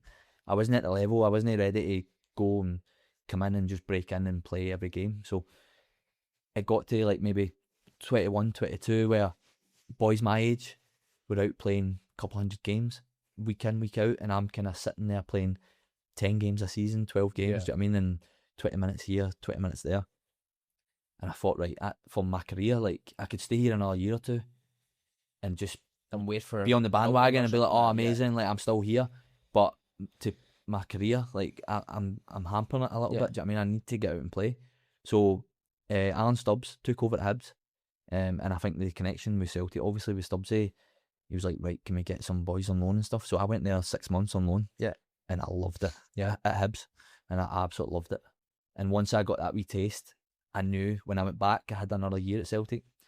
We both knew, like, it was kind of one of them ones. It was like, let's just shake hands. And now you got to experience it, but for your career, you need to move on. Yeah. And I knew that. And they were giving you that opportunity and as well. Hibs were like, we're desperate to get you back because I'd done well, got that wee taste of the fans, like, now week in, week out, relying on you, training all week, looking forward to the game Saturday rather than just training all week, just to hopefully be on the bench. Do you know what I mean? So once I got that taste of the importance of the first team, I was like, right, I need to go.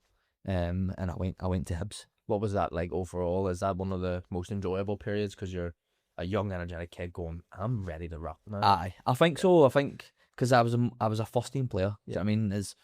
Again, bit part play at Celtic coming on, and hopefully I was on the bench and all this kind of stuff. But when I went to Hibs, it was like, right, you're first team player, you're one of the most important players in every week, and the manager put that on us as well. Do you know what I mean? And that's what I wanted. So once I got that, I was like, right, this is it. Do you know what I mean? And I had a point to prove as well. I was like, right, I've been at one of the top clubs. Do you know what I mean? I'm a good player. I'm still a good player. Like, let's go show it. And then if you look over that period, Hibs had to restart. They only had like 8 players when I signed. Right, okay. That's what I had the conversation with Big Stubbsy. He's like, I'm going to be brutally honest with you. He's like, we're starting again. Right. We'd just been relegated from the Premier League down to Championship, which was a disaster for Hibs. Yeah. But they cleared everybody out. They had 8 players. I'd come in, signed a few others, and then the rest is history, really. Like, when you look over that 3-4 years, we had a promotion, Scottish Cup, another cup final, like top 6 finishing. Like, well, Hibs fans absolutely love that period of watching that. Absolutely, like, getting back into the Premiership for one is essential for them. Exactly. Yeah, and to be honest, the Championship that year, we didn't go straight up that year. No, we didn't go straight up because Rangers were coming back up the leagues. Hearts had been relegated the year before or whatever. I think that year we were there, and so in the Championship you had Hibs, Hearts, and Rangers all competing for the Championship. Yeah, and then Celtic were competing with Aberdeen. Yeah, and won it with like 20 points. So really that year, a lot of the eyes were on the Championship, like who's going to win it and stuff. So even that, we're going to Ibrox, we're going to Tynecastle, like big games. Do you know what I mean? So that's proper feeling like proper minute now. Aye. So, and then obviously I've got memories that last a lifetime. Do you know what I mean? At Hibs, like 10 years this year since the Scottish Cup final. Yeah, it's 2016 against Rangers. So, it's been a quick 10 years to be fair. Like, but it was a good decision for my career to go get games. Do you know what I mean? And kick on again. See, for your position where you are and the teams that you've played at and the success that you've sort of amalgamated in like a short period of time, was staying in Scotland something that you always wanted to do, or was it like, I want to go try England? Because you hear a lot in podcasts, different people talking, being like, yes, if you're at some of the big clubs, maybe you're comfortable, you don't want to leave. Yeah. But England's different ball game, getting down there, going to Championship or potentially Premiership. Is that something that you always had in the back of your mind going, I want to? I think I didn't really think about it until the last season at Hibs, where my contract was running out and we won the Scottish Cup, and then a year or two in between, I had a lot of niggles and stuff. I was breaking down a lot. I didn't play consistently enough, and everybody's frustrated. I was frustrated. The club, the manager and stuff were frustrated. So I kind of knew that probably this year, that's my last year. Like, I'll try get fit, try play, and then see what happens. So thankfully, that was my best probably season at Hibs, my last year. Like me, John McGinn, Scott Harns and stuff like that, we were flying. So once that kind of, anyone outside Celtic and Rangers, I think if you're doing that well and then you start getting sniffs down the road, and especially when I went to, Sunderland was a huge club. I mean, massive club. Huge club. And the potential to bounce up and do well. That's a primed Premier League team. Yeah, like you see how well they're doing now, do you know what I mean? And they've just been relegated to League One. Jack Ross has just went in there, who I'd played against his sub-1 teams. So he knew me well. So I went in with Jack there. So I knew a couple of years at Hibs, 4 years, whatever, and won a few things in frustration, and then started doing well again, and then the opportunity to go down there, I thought, see if I can go down there. And obviously you back yourself, do you know what I mean? In the best case scenario, you think, I'll go down there, we'll win the league, I'll play well, the money is like different level, do you know what I mean? And who knows what can happen, we'll just go. And it's happened, do you know what I mean? You've seen boys that have went down, and before you know it, you think, how's he playing the Premier League? Do you know what I mean? And your boy, is it Luke? Luke O'Nien? Yeah, aye. He's there. He's been there the whole time. That's what I mean. Played a few games of Premiership, probably not as much as he would. No. But and he'd probably open to tell you that. Yeah. On ability wise, if you told me in League One that he was going to be in that squad of players that we had, he was going to be the one in the Premier League in a couple of years, I'd have laughed at you. Yeah. But fair play to him. He does what he needs. He works at his game. Yeah. He listens. He's coachable. He's all that thing, and it's worked out well for him. And fair play. So I knew that the opportunity to go was there. So once that came, I thought, right, let's go down the road and give it a go. Yeah, give it a go. Sunderland, as you've touched on, they're a massive club. Obviously, they've their own documentary out. Yeah, they've done a lot of stuff. There's obviously yeah, when you're looking at certain players, and Rodwell in the time he was in there, he would have been there probably I don't know if you were there at the time, but he was there, but he wasn't in the building. They were basically because trying to get rid of him. That's a whole mad situation. I actually took his number. I took his number 8. Nice. Check about well anyway, but he's on I'm about sure it's 80 number bags a 8. week or something. I mean, I know. Because they were like, what number do you want? And I was like, well, what have you got? And it was all like kind of high numbers, and I was like, no, I want something that's like, now, similar in the team. Yes, give me something. They're like, well, you know the situation with Rodwell, and I think there's going to be something going soon. So I waited like a week before I get announced a number. He took his payment or whatever and left, and then I took that number. Because he sat for a while, didn't he? Like he wasn't for going. Like fair play. Like I mean, I know people give him a lot of stick, right? And if that's me, but loyalty in football, it's I'm sitting there like, aye.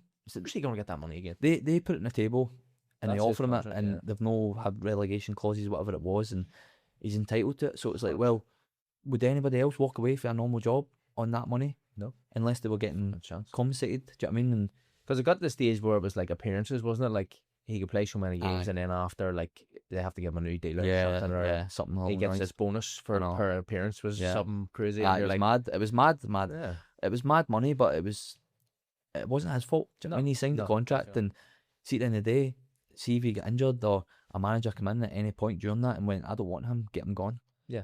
Aye. Your career's done there. And it happens. Do you know what I mean? And it happens quite a lot. Like, so although like loyalty and stuff, but it goes both ways. Yeah. Do you know what I mean? It goes both ways. If a club don't want you, they can make it healthy as well. Send the youth team and make it not training. You're not allowed to. No, and then the mental health comes into it, all that kind of side of things. So you're like, they can push you out the door. Do you know what I mean? So if you're entitled to something, then maybe you should get compensated a little bit. Yeah. So I watched it and I was like, do you know what? I'd be doing the same thing. Yeah, I'd be like, I think the way they edited it a wee bit, it was a bit.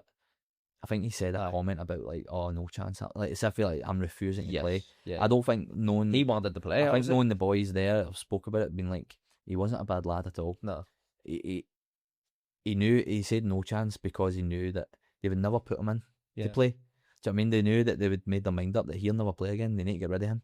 So I think the wee comments and the way they edited it was smart. They'll make quite smart. To make it look as if like he's the one that's like refusing. Yeah. Part of the media, man. I know. But what was that like? Obviously, you make it down there in Sunderland, a massive club, massive following, huge fan base. Yeah. It must have been a bit different than being in Scotland. It was different. It was different because, and again, changing room dynamics and all this I was only ever in Scotland where I think anybody that's played over there, 99.9% of the time, the changing rooms are like brilliant. Yeah. Like good lads. Very much like over here. I feel like Northern Ireland and It's Scotland are very similar. It's all fun and games. Very similar. That's like cool, very welcoming, have a laugh, work hard, all that kind of thing. So, and they look after you. So I was used to that. My Hibs team was amazing, like off the pitch, like we were all like proper brothers. Do you know what I mean? I spent a lot of time together. And then I go down to Sunderland and it was different. Do you know what I mean? I'm not saying there was like bad eggs, but it was just like dynamics. Clicky? Like a wee bit like, clicky. A couple of wee groups of... There was a couple, without mentioning names, but there was a couple of boys, like senior boys in the dressing room who didn't speak. Right. Do you know what I mean? I thought something happened and whatever, and they didn't really speak. So I didn't know any of this going down. Tensions. And they were, so they had a wee kind of couple of boys who they were close with, and it was a bit awkward with these kind of boys, and I'm coming in like, thinking, everybody's like, having a laugh. I mean, it was almost like, quite quickly that something feels off. You know what I mean? Training, there was a bit of tension with certain players, and do you know what I mean? You're like, ugh. And I found it hard probably to settle. When I look back, I found it probably hard to settle and how to fit in. Try to kind of be, and I'm no one for being cliques. Do you know what I mean? I'm not going to be like, well, I'm going to pick that. You like to sit in the middle. I'm kind of being like, I'll sit, if anybody has a spare seat, I'll go sit in it. Yeah. Whereas it was like, I'm not sitting myself. If somebody was sitting in a cell, they would just go there and sit in the cell. Yeah. Do you know what I mean? Like they don't, and I found that quite hard to deal with. I think that's more awkward. That makes me feel awkward. Just be. Aye. So, and again, probably I've had a few niggles on my career. Do you know what I mean? And just timing of things where I was getting a run of games, I would maybe took my car for a couple of weeks and then it would set me back a few months. Do you know what I mean? To get back in the team, and the team didn't do that well, and the fans are on us a little bit, and they're passionate people. Do you know what I mean? That's very similar to Scotland, so they want their team to do well. They've been in the Premier League 2 years ago. Now they're going to teams in League One. Yeah. So they expect us to be winning every week. So it kind of it didn't go as planned, I would say. Do you know what I mean? Like on the pitch and off the pitch, I was just like, this hasn't been great. Like, and then Aberdeen, I spoke to McInnes even before I went down to Sunderland. I spoke to McInnes, and I explained to him that I want to go down the road and try it. I have to try it. Aye, but I love like we sat for a couple of hours having a coffee, and I said to him, I was like, I'd love to play for you one day. Like, if it wasn't England, I'd sign for you, no problem. But I just know the opportunity. And he was like, and to be fair, Dell's understood. Dell's played the game. Do you know what I mean? He played and he's managed. So he's like, listen, if you go down there and crack it, then I'll set you up for life. Do you know what I mean? Like, proper. So on you go. And then sure enough, about a year and a half later, January comes on the phone, get yourself to Aberdeen. I was like, right, pack my bags, I'm off. Happy to. Aye, so yeah. I needed out of there, and it was probably best for all of us. Like, I wasn't too happy, and I wasn't playing. I was like, do you know what? Like, I'll go back, and I'm back up the road. And again, timing wasn't right. Where started, obviously he had his players like your Lewis Ferguson's and stuff like that were doing really well, and then got in the team. I think my best game we played Hibs. Done well. I think we won 2-0. Done really well, flying, and then we were going to play in the week later. And that's when COVID happened. Yeah, okay. Literally, I was only there like a couple of weeks, and then COVID shut us down. And then off the back of that, I just never really got going again after Aberdeen. Yeah. Yeah. We struggled as well as I struggled. My performances wasn't there, which I would like. And then the team didn't really do well. McInnes left, and we brought in another manager, and a lot of change, and we didn't do that well. We finished like bottom 6, to be fair, which was poor for Aberdeen. Yeah. So again, it was just the timing of the COVID thing. I think like if I had a good run of games at that time with McInnes, and on the back of a rather good performance, like I could have now been a proper player there. Do you know what I mean? COVID kind of shit on everybody, didn't it? Like, aye, closed doors, no games for a while. Yeah. And then we all kind of got back, sort of. And I just had my little one. Right. It was my first. Okay. We had her the day before COVID.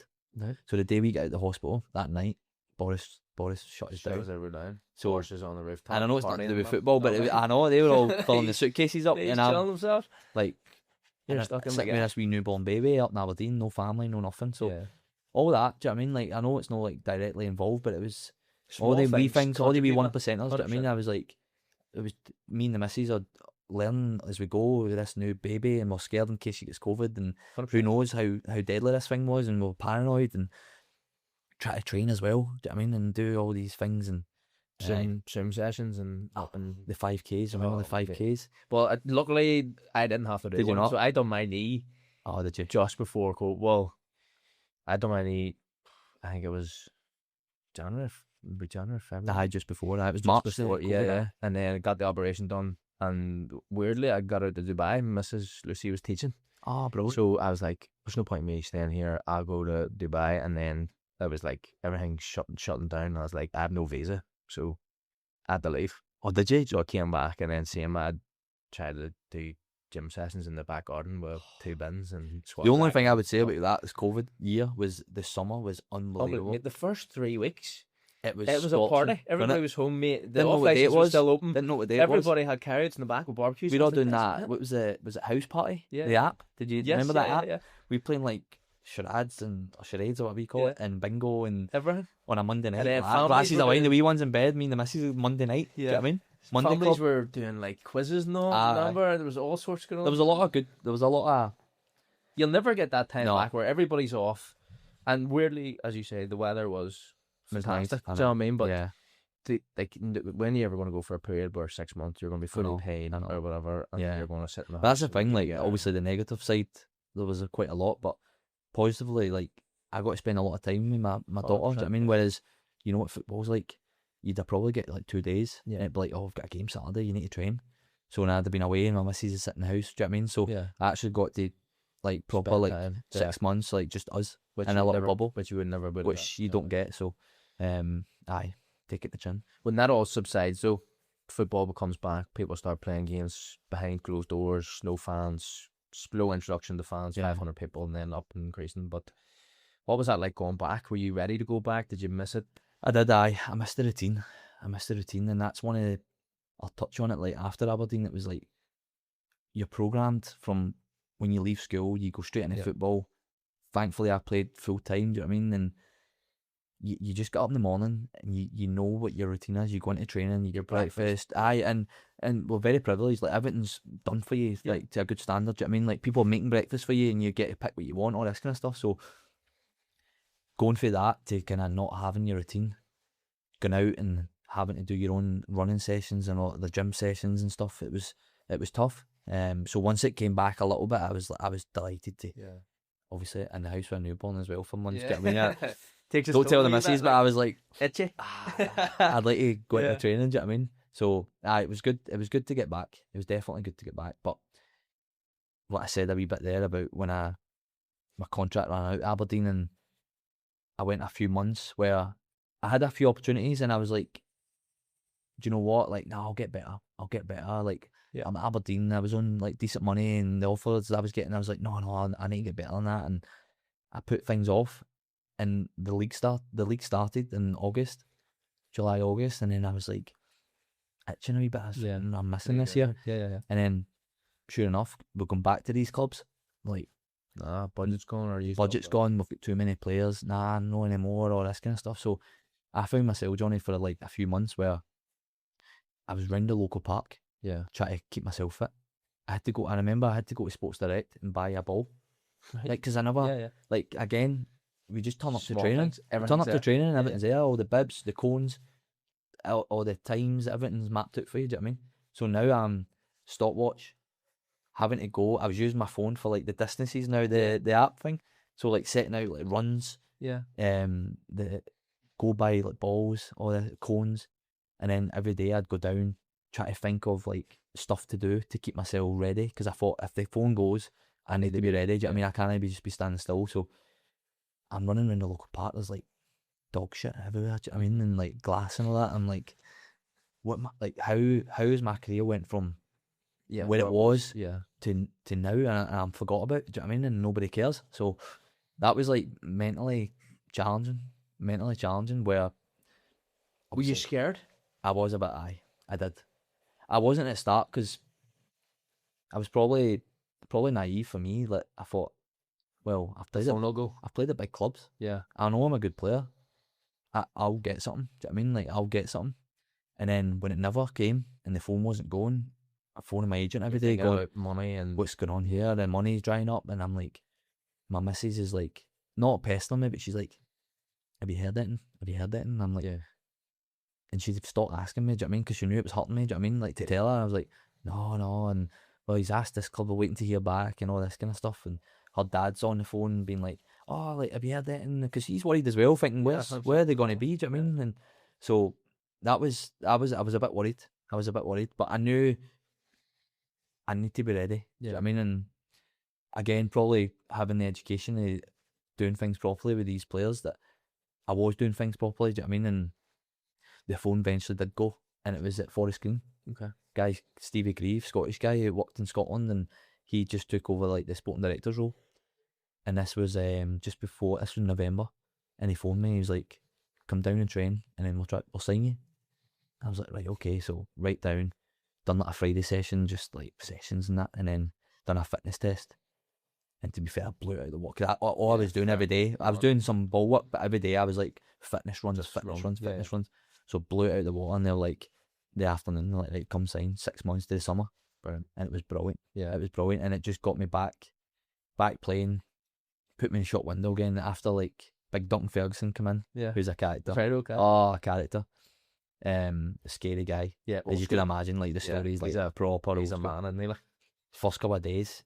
So I'd just been in the place like maybe 6 weeks or whatever, and then the manager moves on. He comes in, and his first day, he comes there, and I'm serving myself breakfast, and he taps me on the shoulder, and he's like, "All right, you man." And I was like, he's proper Scottish, like the way he speaks. He's been down England for how long, and he's proper Scottish. He's like, "All right, wee man." I was like, all right, Gaffer, and he's like, "Call me Dunk." I was like, "All right, Dunk," and he's like, "You be my captain." I went, "Aye." He's like, "Right, that's that then." But we already had a captain. Do you know what I mean? So you hadn't had the conversation? Maybe no conversation, nothing. Right. I don't know if he's had a conversation with the captain, but basically his first day, he thought, like, we Scottish guy in midfield, he's my man, he's my captain, do you know what I mean? So I'm like, oh no, what's the boy? I'm just getting to know these lads, do you know what I mean? I'm like, what are they going to be like? Are they going to turn on he's a bit of, do you know what I mean? So I'm like, oh. So it was good because it gave me that wee buzz again, do you know what I mean? Like, I went from down the local park to now I'm like, right, let's go. And it was brilliant because playing the 6 months, got player of the year there, do you know what I mean? Then I was the captain, loving it, and then Carlisle just went up into League One. Right, okay. And then I get the phone call for them, do you know what I mean? To go in and sign with them. Mate, whenever you talk about, say, Big Dunk, because I've listened to podcasts with him on them, he's hilarious. He wrote a book. Oh, he's hilarious. Brought the book and all out, like, and he's brutally honest as well, isn't he? Like, he doesn't hide anything. But that's what you want, isn't it? You want your manager to be quite upfront with you, quite just direct and say, like, this, and this is what I expect, this is what I want. You're the man who's going to do it. So that must have give you, the massive lift. Yeah. But like, I was in a park 2 months ago. I know. And captain, and he's really instilling this belief in me. Like. No, he was good. He was good. Like, again, personally, it was good for me to just go play games. The situation I went in, wasn't great. Yeah.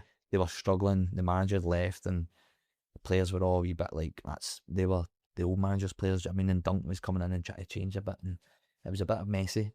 But I thought, for as long as I'm here, I'm going to give it my all. Yeah. Put myself in shot window and see what happens. And sure enough, it worked. Do you know what I mean? But Dunk was like, he was mental. Yeah. He was mental.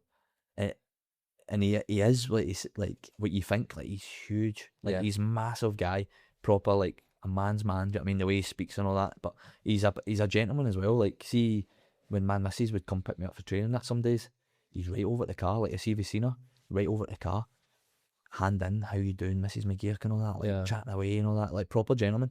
But seeing the match day and that, you're thinking, if he gets a hold of somebody here, like, I don't think anyone's going to get him off. No. Like, he was no chance. He's a monster. He's a monster. Yeah. Obviously, you know the stories of back in the day when he was like the house break-ins. He battered 2,000. I know, he told me. See, because he tells us, like, you hear the story, and then when you're sitting down having a coffee, that, like, if you're doing like an overnighter or something, a Friday, you're asking questions. And that. I'd be inquisitive. I'd be like, I loved it because I was like, Walter Smith was a connection that we had. Mm-hmm. He's like, talk about Walter and Alan McCoy and all these guys that he knew.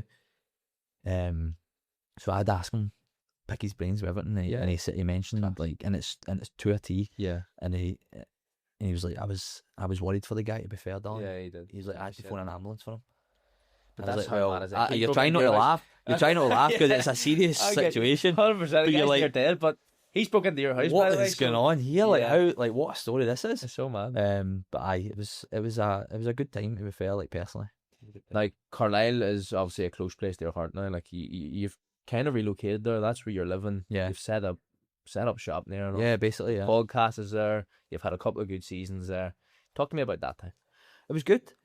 When you see a couple of good seasons, like, we struggled. I hope that I'm not the common denominator with this. That was me. But again, we just got promoted from League 2 into League 1.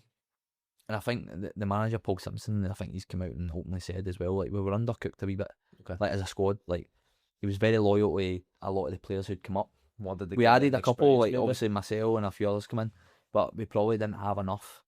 Professionalism wasn't as where it needs to be. Do you know what I mean? Like, to compete physically. So, we struggled, but me personally, again, I enjoyed the city. I was kind of closer to home, where I can nip home or the family can come see me and stuff, and it was ideal. And that's how my daughter goes to school there and met some friends through the school and all that kind of thing. So it's been nice, and it's good because my friends in Carlisle are from the school, not through football. Okay, yeah. Which has been nice. So it's like you're kind of away from it all. I'm away from football. Like, it's an actual, like, not to try and say people only become your friend because you're a footballer. Yeah. But once you no longer have to, that's all you really know. Associate yourself. Do you know what I mean? Like it. Through football, and all you meet people in football. Do you know what I mean? So naturally you end up friends, but there's always, like, everything's always to do with football. Yeah. You know what I mean? Whereas I've met people now that different backgrounds, and they don't, probably more of a they don't know football. Friendship. It's funny because when we get together, like having barbecues or some dinner and stuff, we talk about football or whatever. Somebody, and you're telling them for the first time about certain things, they don't really know anything about football, and it's really refreshing that Now they don't, not that they should see me in like a certain way, but like they appreciate what I do, but they don't really care really. Yeah, Do you know what I mean? It's just that's all right, that that's was football. your I don't job. know anything about football, whatever. Like you do a job, Yeah. so I kind of like that aspect of being like I can have just a family life. Yeah. Drop my You kid off also at get the school, best of- and then I get to do my stuff. Do you know what I mean? Yeah. Like You get the best of both now Yeah. because not only are you still involved in the circles of football works in, yeah, you've just got this new little side bit where, as you say, no one really gives a fuck. they don't, Tell me. and that's you don't realise that until you're older. Do you know what I mean? And I say coming near the end, hopefully I play another good few years, but You're still only what, 33? 33, aye. So Plenty I'm left. doing my I've finished my license, UEFA A license. So I've had a wee eye on that like for the last few years that I want to kind of enjoy the coaching. I've got the bug for it. Like I've done with Carlisle and a wee bit with the Ballymena here as well. Like try to get involved with the youth teams and stuff and do as much as possible. Because I think eventually navigate down that route. Maybe if the opportunity comes up to maybe do a player. You've obviously coach or started something. this a few years back because, I mean, you can't just get your A license. No, I know it's You've not, obviously maybe been Yeah. materialising this, thinking this over time. And, Aye. It was when it's funny when I was at Aberdeen, like McInnes. Okay. It was that time where sometimes he used to pull me in his office, and it was nothing to do with me. Yeah. Now you think, oh shit, like what have I done? Did Yeah. I play well or whatever? But he would just sit down, make me a coffee and stuff like that, and What do you chat think? for about an hour. He'd be like, "What do you think? What do you think about the game Saturday?" And not just me, like personally, like just about football in general. And then a few things he'd said, he was like, "I always like asking your opinion." He's like, "You've got a good football brain.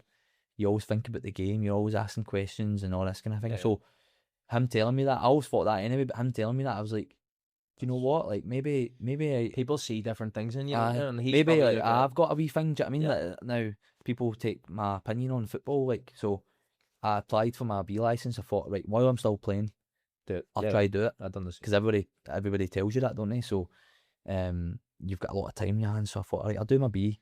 And once I started it, I was like, right, I've got a proper bug for this now. So now, any training sessions, I'm in seeing the manager. I'm like, can you write that down for me? Yeah. Write it down. I'm keeping it online and stuff like that. I'd like try to do different courses, Send talent out your ID stuff. paperwork as well. Aye, just everything. So done the A license, just finished it like a couple of months back. The networking through the back of that. So already like people asking the question like, would you come in and do this? Would you do that? Or, like coaching wise, do you know what I mean? And I'm like, I'm still. When you open that up, you know it's there. Aye. Yeah. So I'm like, I still want to play. Do you know what I mean? It's a long time retired. Yeah. So as much as when I'm playing, I'm feeling good. I'm like, no, like if I can still feel that I can get about and I'm not getting frustrated with my body or myself or my game, then I want to keep playing. Do you know what I mean? And then hopefully if the opportunity comes up that I can say no to, then I'll be like, do you know what? I'm happy with what I've done in football. Do you know what I mean? And I'm ready to go to the next chapter and think about the next few years go. Now, whenever you talk about staying in the game, are you wanting to go back to like a more of a full-time setup? That's what you're used to, or obviously you've been here now, you're part-time, the league's different, but you've obviously enjoyed yourself. No, I've loved it. Honestly, I've loved it. And again, similar situation when I was at Aberdeen and then getting the opportunity to come back. Like, I had a hamstring injury last year at Carlisle, and I was just trying to get fit all the summer. So the first few months of the season, I never had a club.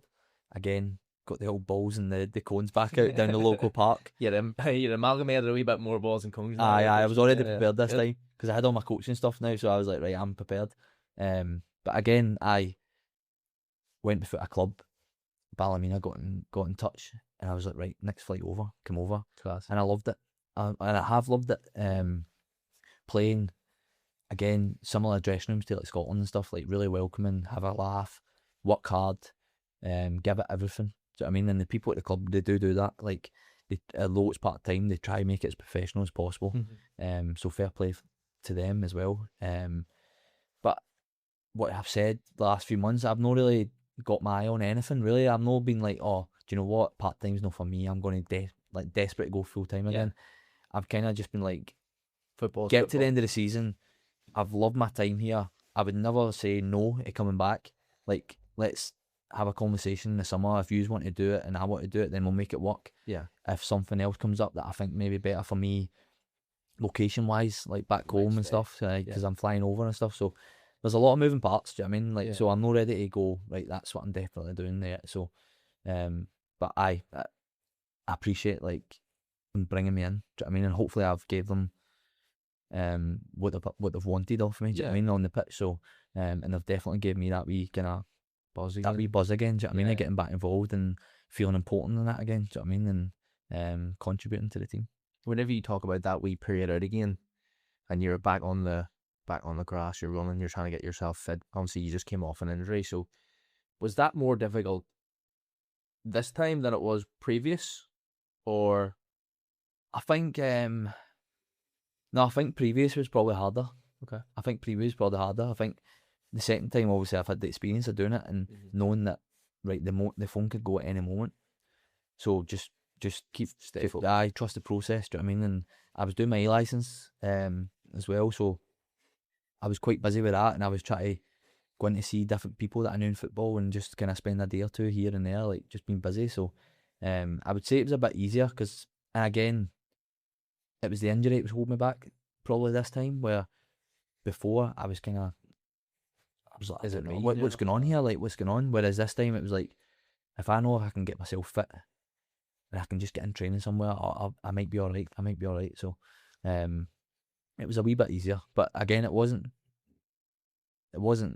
easy. I'd say it was hard. It was just a bit easier, but no, again, I saw, do you know what I mean? Like, I knew from day dot to play football, so dropping the wee one off at school and then see going to gyms and stuff, like, different. It's different. The motivation's so different. hard, isn't it? The motivation, difficult. Like the night before, I'm like, right, tomorrow I'm going to school run, I'll grab a coffee, hit the gym, do this, do that, do this, do that. I get there and I'm like, I just hear it. I have no motivation here. Like, I need a group. I'm sitting with earphones in, probably listening to podcasts, but I'm like, I need a group environment. I need the ball. Do you know what I mean? People to spur you on too sometimes when you're not as motivated. Yeah, it's difficult. So, but again, sitting in the house one night making dinner and the phone goes, David Douglas, do you know what I mean? Like, oh, Ballymena, blah, blah, can you come over? So, just from nowhere. Try it. Do you know what I mean? From nowhere, and then I was ready. Do you know what I mean? I was there the next day, training, signed. Do you know what I mean? So, it's hard to keep, kind of remind yourself, but you need to kind of keep that kind of mindset of, I know it's going to be worth it. Do you know what I mean? And it has been, thankfully. One of the last things, just before we wrap up, because you made it's been so we enjoyable. Could talk all day, couldn't you? Could be, is that the Scottish Premiership, right? It's a three horse race, man, right? No, like, Hearts are sitting there, Celtic, Rangers. Do you, as a Celtic fan and ex-Celtic player, want to see Hearts finally do it? There's something different. No, I know something different. Do you just want Celtic to win it? Or listen, see if you give me the obviously Celtic to win it. That's what I'd be looking for. 5 games left in there? 5. Yeah. Aye, so the top 6 now play each other, but obviously I want Celtic to go and win it. If it's not Celtic, then Hearts. But the problem is, I played with Hibs. Do you know what I mean? I played with Hibs. But the only thing with that is, like, McInnes, I know is a great guy, great coach, great manager. So I'm like, do you know what? See, for the good of Scottish, there's people from the outside for this. Yeah, we are sitting talking about it. Do you know what I mean? Like, everybody likes talking about, like, the race. Yeah. And usually it's Celtic and Rangers, and usually Celtic have won it by now. So it's great for people to have eyes on the league. Refreshing.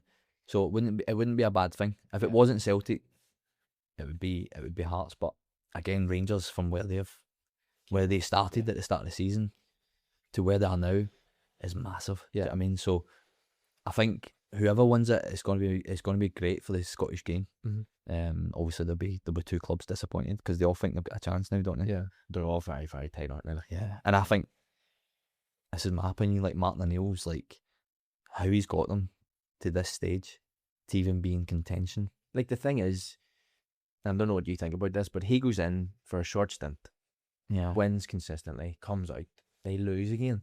They could be 18 points clear if they won it. Like, I know if he just stayed, I know it's hindsight, innit? I'm like, why would you not just wait until the end of the season, let Martin finish it off, win the league? I know. Because he openly said that he wasn't going to take it on. No, do you know what I mean? No, but he openly said, like, it wasn't like he didn't want to stay on. It was almost like, I've not been asked. I don't know if you remember, there was like TalkSport and stuff. He was like, well, and I think the Nancy thing was starting to bubble up, and they were like, well, I just got asked to do these games, and then that was it. Yeah. It's so Nobody bad asked how me to stay on, so it can go from one direction where you're winning, then new manager coming in, nobody gets it right, and it's shambles. it was just timing as well, wasn't That's so mental. it? It was timing. Like, when you look back, you think, you've given the cup final, Yes. you've given Hearts, who are flying, in the same week. Yeah. And he goes and loses two of them. And then right away, he's lost. Yeah, you're Like, the fans have lost him. Sorry, he's lost the fans. But And the players, you could see that, we all know football, do you know what I mean? Like, you could just see there's something not right there. I just don't understand why, as a football person, you're never taking your manager out of a team before a cup final. Never. If you're on that run, Never. why would you change it? The only thing I can think of is, If he they goes- probably thought the other way and thought, He'll go right, and we'll go win. beat St Mirren Yeah. in the cup. If he starts And if with he's winning an a legend, cup, do you know what I mean? like, that's a great start. Yeah. Obviously, I don't know. you all it's get great strange. intentions, aren't you, when Yeah. you're doing these things, but when you look back, you think, what was that all about, man? Yeah. But to get them, obviously there's a lot of carry on off the pitch and behind the scenes that you, obviously the direction of the club and all that and the fans, but when you think back to like how Martin O'Neill's got them in contention in the last 5 games, and I think it's in Celtic's hands. Yeah, so yeah. I think I know Hearts are top, but like, if Celtic can win their games, they go win. I know you could say that with any teams, but if they go win their games and the way the fixtures, I think, are looking up. They should be stronger. They should be. Like, I think the way the fixtures land is probably favouring Celtic rather than, I think, Hearts have got Hibs this weekend, then they play Rangers, I think.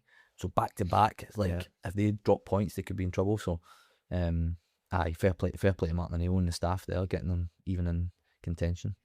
Last of all is one of your ex-managers, cup final. Lenny. How big is that? I actually watched that semi-final. I was buzzing. I was actually like, do you know what, fair dues. Aye. No, it's brilliant. I was buzzing for him as well. Like, he obviously, he wears his heart on his sleeve, do you know what I mean? And he rants sometimes and maybe rubs people up the wrong way, but like, see, he's a football guy and stuff like that. He just knows football. Do you know what I mean? He's worked under your Martin O'Neill's, who worked under Brian Clough's and that. Do you know what I mean? So it's all the knock-on effect, and you can see the knowledge of the game. You could talk about fancy tactics and stuff like that, but to still be taking a team like Dunfermline, I think they're one of maybe the youngest team in the Championship to go put out Hibs, Aberdeen, and who'd they beat at the weekend? Falkirk. So three Premiership teams in that cup, do you know what I mean, they've put out to get to the final, so they fully deserve it. I do think Celtic will probably be one step too far, but yeah, to even get it's getting there, isn't it? Yeah, to get them there is the like recognition huge. too that Aye. he's obviously doing something right. Aye. Oh, he's a top manager, do you know what I mean? And you look at what he's won with as a player and a manager, like, you can't take that away from him. And cup finals are, you never know, aye. Yes, You never know. Again, they made it hard. Like Falkirk, I've watched a lot of Falkirk this year. They've been good. I've been really impressed. Played really good football, but the way they set up, they nullified them really well. Yeah. And deserve to get to the final. So you never know. Cup finals, like, stranger things have happened. Do you know what I mean? So, but yeah, good luck to them.